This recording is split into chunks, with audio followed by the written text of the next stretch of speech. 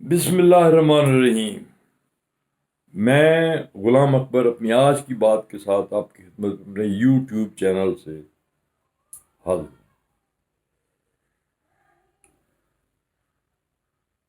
انسان کی زندگی پوری طرح قرآن شریف کی روح سے پہلے سے طے شدہ، یہ ممکن ہی نہیں کہ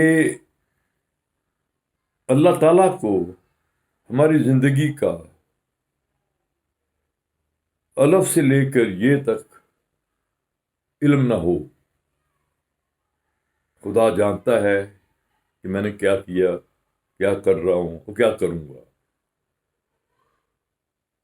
اللہ تعالیٰ ہر چیز سے آگے ہی رکھتا ہے، اس لیے وہ اللہ تعالیٰ ہے۔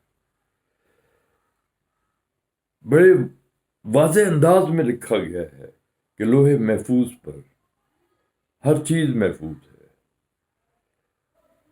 ہم جو کچھ کریں گے اس کا علم بھی اللہ تعالیٰ کو ہے۔ ہم اس کی منشا سے ہی کریں گے۔ اگر ہم برائی کی طرف جائیں گے تو اس کی منشا سے ہی جائیں گے، کیونکہ اللہ تعالیٰ نے واضح طور پر قرآن میں کئی جگہ پہ کہا ہے کہ میں کوئی عمل، کوئی بھی شخص کوئی عمل اللہ تعالیٰ کی منشا کے بغیر نہیں کر سکتا۔ اچھائی کروں گا تو خدا کی رحمت اس میں شامل ہوگی، اگر برائی کی طرف جاؤں گا تو اللہ تعالیٰ کا عذاب اس میں شامل ہوگا۔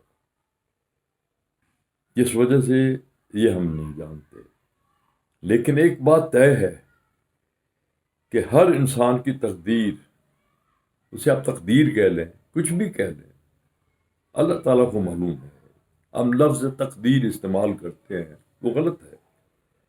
آپ یوں کہہ لیجئے کہ بایوگرافی ہے، انسان کی بایوگرافی کا علم جو ہے اللہ تعالیٰ کو ہے۔ یہ ہوئی پھر وہ اللہ تعالیٰ نہیں ہے اگر اسے یہ نہیں معلوم کہ ہم کل کیا کریں گے۔ تو ہر انسان، آپ کا نام ذوالفقار علی بھٹو ہو، ایوب خان ہو، نواز شریف ہو، بے نظیر بھٹو ہو یا عمران خان ہو، اس کو علم نہ ہو اللہ تعالیٰ کو کہ یہ شخص آگے چل کے کیا کرے گا، اس کا انجام کیا ہوگا۔ ایوب خان 1958 میں آئے، ایک ہیرو بن کر آئے۔ 1960 تک جاتے جاتے وہ آہستہ آہستہ ایک ڈکٹیٹر بن گئے۔ لوگوں نے انہیں ایک ہیرو کے طور پر قبول کرنے سے آہستہ آہستہ انکار کرنا شروع کر دیا۔ انہوں نے ایک آئین نافذ کیا جو لوگوں کو پسند نہیں آیا۔ اس میں اس کے خلاف یہ مہم چلی کہ بیسک ڈیموکریٹس ایک ادارہ قائم ہوا جو خوش آمدیوں کا ادارہ تھا، جس نے مہر تصدیق ثبت کرنی تھی ایوب خان کی آمریت پر۔ ایوب خان کی غیر مقبولیت میں اسی طرح سے اضافہ ہوا جس طرح سے اس کی مقبولیت میں 1958 اور 1959 میں تھا ہوا۔ پھر ایک پیریڈ آیا محترم فاطمہ جناح کے الیکشن کا، جس میں ایوب خان بالکل دیوار کے ساتھ لگ گئے۔ انہوں نے اپنی پوری قوت محترم فاطمہ جناح کو ہرانے پہ لگا دی۔ میں یہ سمجھتا ہوں کہ ایوب خان جو کچھ کر رہے تھے اس وقت تک وہ بڑی نیک نیتی سے کر رہے تھے۔ ان کی سمجھ میں جو کچھ آیا، ان کے سامنے صرف ایک مقصد تھا، نظام حکومت سے انہیں کوئی دلچسپی نہیں تھی۔ وہ اپنے اختیارات کو استعمال کر رہے تھے کہ پاکستان کو کسی نہ کسی طرح سے شاہراہ ترقی پر، ترقی کا مفہوم آج کے زمانے میں صرف معاشی ترقی شمار ہوتا ہے۔ اقتصادی میدان میں پاکستان آگے بڑھے، اور یہ فیکٹ ہے کہ ایوب خان کے دور میں ہم نے بے شمار اسٹیپس ایسے لیے جن کی بنا پر پاکستان آگے بڑھتا نظر آ رہا تھا. ہم مثال بن گئے تھے ایشیا میں.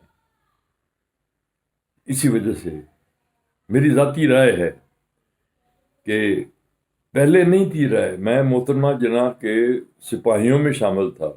میں نے بڑی کنٹریبیوشن میری، میں کسی کو علم نہیں ہے کہ کوہستان کتنا بڑا اخبار تھا. میں نے کوہستان میں بغیر معاوضے کے پوری ایڈورٹائزنگ کیمپین چلائی تھی، اور یہ خطرہ مول لے کر چلائی تھی کہ ہم پر کسی وقت بھی عذاب ہوا نازل، یعنی اس دور میں حکومت کا عذاب نازل ہوا.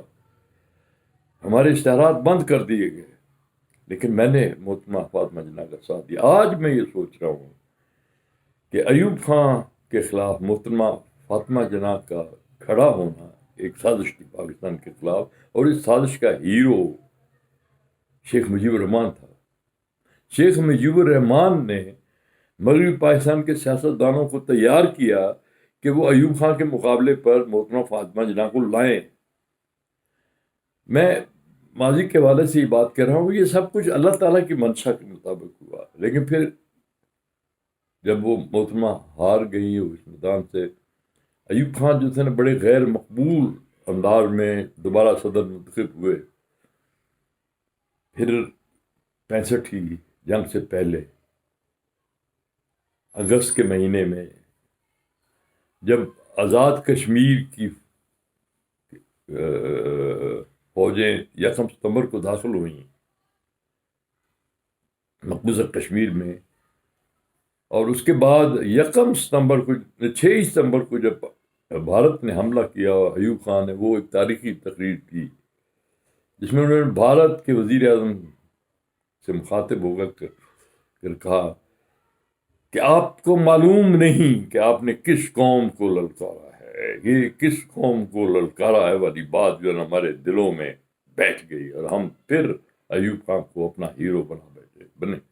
وہ بننے کے قابل بھی تھے، لیکن ایوب خان آزاد نہیں تھے. انہوں نے اگرچہ کتاب لکھی تھی فرینڈس ناٹ ماسٹر، بعد میں شائع ہوئی آف کورس 65 کی لڑائی کے بعد میں بنی، لیکن وہ ان کی سوچ یہی تھی فرینڈس ناٹ ماسٹرز. لیکن امریکہ ماسٹرز کا رول ہی پلے کرنا جانتا تھا. اس نے ہمیں دباؤ میں لا کر ہمیں مجبور کیا کہ ہم جو ایڈوانٹیج ہم نے ایئر فورس میں کی، ہماری جو کارگزاری تھی، کارکردگی تھی، میں یہ کہوں گا ہماری ایئر فورس نے جس انداز میں بھارتی ایئر فورس کو تہس نہس کر دیا تھا، اس کے بعد ہمیں جو ایڈوانٹیج تھا، اگر ہم جون کی لڑائی 1967 میں جو بعد میں ہوئی، اسرائیل نے جس انداز میں عربوں کو گھٹنے ٹیکنے پر مجبور کیا، ہم بھارت کو اسی طرح گھٹنے ٹیکنے پر مجبور کر سکتے. لیکن ایوب خان ایسا نہیں کر سکے کیونکہ امریکی سفیر نے 8 ستمبر کو ہی ان سے ملاقات کر لی تھی. بہرحال یہ ایک تاریخ کے حقائق ہیں. اللہ تعالیٰ کو یہ منظور نہیں تھا کہ ایوب خان ایک ہیرو بن سکیں تاریخ میں. اللہ تعالیٰ کو یہ منظور تھا کہ ایک نیا ہیرو سامنے آئے، اور وہ پھر بھٹو کی صورت میں سامنے آیا. بھٹو ایوب خان کے دستے راست تھے، سیکریٹری جنرل تھے جب محترمہ فاطمہ جناح کا الیکشن ہو رہا تھا. کیمپین میں وہ کیمپین مینیجر تھے ایوب خان کے، اور وہی بعد میں ایوب خان کے خلاف ایک، یہ ان کا کمال ہے کہ انہوں نے موقع شناسی کا مظاہرہ کیا کہ ایوب خان کا ستارہ غروب ہو رہا ہے اور میرا طلوع ہونا چاہیے. تو ایوب خان کے بعد بھٹو کی بایوگرافی اللہ تعالیٰ نے لکھی. اللہ تعالیٰ نے اسی راستے پر چلایا جس راستے پر اللہ تعالیٰ چلانا چاہتا تھا اسے. اگر مقصود ہوتا کہ ایک صلاح الدین ایوبی جنم لے پاکستان میں، تو بھٹو وہ راستہ اختیار نہ کرتے جو انہوں نے اختیار کیا. انہوں نے اپنی شخصیت کو اسی دن ختم کر دیا تھا، کچل دیا تھا اپنے عزائم، پولیٹیکل سیاسی عزائم کے پاؤں تلے. 20 دسمبر 1971 کو جب ان پہلی تقریر میں چیف مارشل ایڈمنسٹریٹر کے طور پہ جو پہلی تقریر کی تھی اس میں انہوں نے کہہ دیا کہ مسلم بنگال جو ہے نا، مسلم بنگال کا نام استعمال کیا مشرقی پاکستان کے لیے، مشرقی پاکستان ان کے ذہن سے بالکل فارغ ہو چکا تھا، جیسے انہیں شکر ادا کیا تھا کہ مشرقی پاکستان اب موجود نہیں ہے، اب میں مغربی پاکستان کا فرد واحد ہوں جس کے مقابلے پہ کوئی بھی میرا مد مقابل نہیں ہے۔ تو یہ ایک ابن الوقت جسے کہتے ہیں، ایک روپ نیا سامنے، یہ بھی اللہ تعالیٰ کو منظور تھا۔ پھر اللہ تعالیٰ نے بھٹو کے مقدر میں پھانسی لکھی تھی، جس انداز میں ہوئی وہ سب کو معلوم ہے، یہ خدا کا لکھا ہوا قانون تھا، خدا نے اسے اسی راستے پہ چلانا تھا جس راستے پہ وہ چلا۔ میں ضیاء الحق کے بارے میں بھی یہی کہوں گا، اور یہی بات نواز شریف کے بارے میں کہوں گا۔ ان سب کے پاس سامنے دو راستے تھے، ایک وہ راستہ تھا جو انہیں اوج ثریا تک لے جاتا، اور ایک وہ راستہ تھا جو انہیں تباہی کی طرف لے گیا۔ انہوں نے وہ راستہ منتخب کیا جو انہیں تباہی کی طرف لے گیا، یہ اللہ کو منظور تھا۔ اللہ تعالیٰ نے ان کی بایوگرافی لکھی، یہ میرا ایمان ہے۔ اب اسی سائنٹیفک سچ کا سامنا، سائنٹیفک سچ ہے یہ، اللہ تعالیٰ نے اس کی وضاحت کر دی ہے قرآن شریف میں۔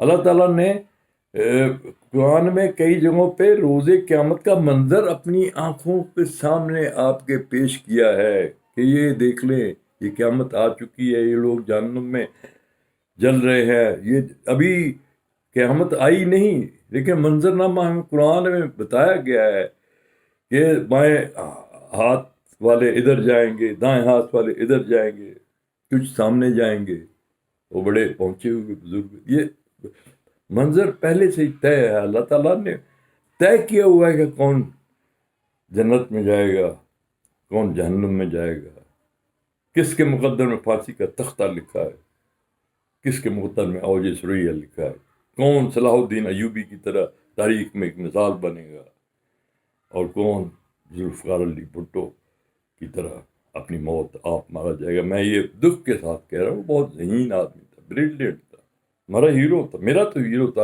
ایک عرصے سے، لیکن وہ اپنے خوابوں کی نظر ہو گیا۔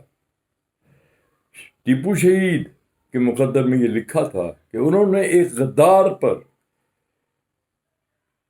اعتماد کیا، یہ ان کی کمزوری تھی، اللہ تعالیٰ نے ان کو اس کمزوری کی سزا دی، یہ سزا اللہ تعالیٰ نے دی انہیں۔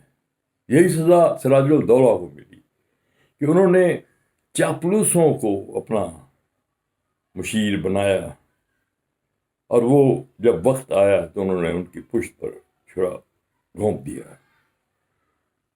یہی حال ان لوگوں کا ہوتا ہے جو اپنے ارد گرد سائیکو فرینڈس کا حصار قائم کرتے ہیں اور اس حصار میں قید ہو جاتے ہیں۔ تاریخ کبھی معاف نہیں کرتی کسی کو بھی، اور اللہ تعالیٰ تو تقدیر لکھنے والا ہے، وہ جانتا ہے کہ کل میں کیا کروں گا، کل عمران خان کیا کریں گے۔ اللہ کرے، میری دعا ہے کہ اللہ تعالیٰ نے عمران خان کے بارے میں بہتر سوچ رکھا ہو، کیونکہ ہماری بقا اب اس بات پر منحصر ہے کہ ہمارے آنے والے چند برس کیسے گزرتے ہیں، کیسی حکومت قائم رہتی ہے اور چلتی ہے، کیا فیصلے ہوتے ہیں۔ ہم ہو سکتا ہے کہ اللہ تعالیٰ اسی عمران خان کو ہمارا صلاح الدین ایوبی بنا دے، اور ہو سکتا ہے کہ ایسا نہ ہو، ہمیں تیار رہنا چاہیے۔ لیکن ایک بات طے ہے کہ پاکستان کے مقدر میں ایک صلاح الدین ایوبی ضرور لکھا ہوا ہے۔